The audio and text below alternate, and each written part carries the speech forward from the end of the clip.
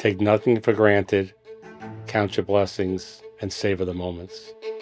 You think you know these things, but sometimes you forget.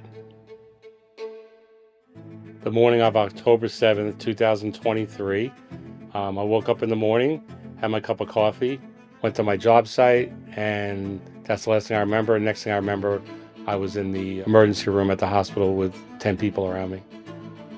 It turns out that sometime before that event, I went into AFib. I had a blood clot, it went to my brain, and I had a stroke. I was told I lost the right side of my body. I went down in a heap. They called 911, and they drove me to AdventHealth in Daytona Beach. Then they brought me up, and within 65 minutes, they had me in the OR, and they had me cleared. And the next day, I was cured. And he told me I was very lucky, and it was a miracle that I'm where I am today. I have no side effects of it at all. The first year, 15 months after the stroke, I sort of just went back business as usual. I never really appreciated what happened to me and what could have happened to me.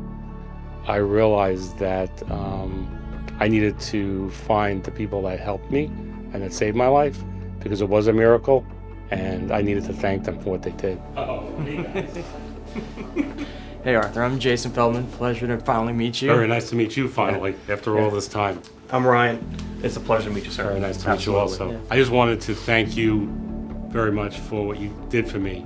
And I really wanted to meet you because it's sort of the culmination of 2 years worth of wondering who the guys were that actually brought me to the hospital and saved my life. So I just want to thank you for that. Yes, sir. And you, the same thing. I really appreciate what you did for me. Absolutely.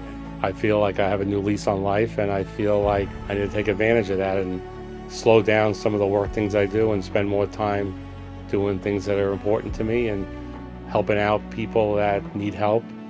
There is a reason why God chose to let me live, and I got to find that reason.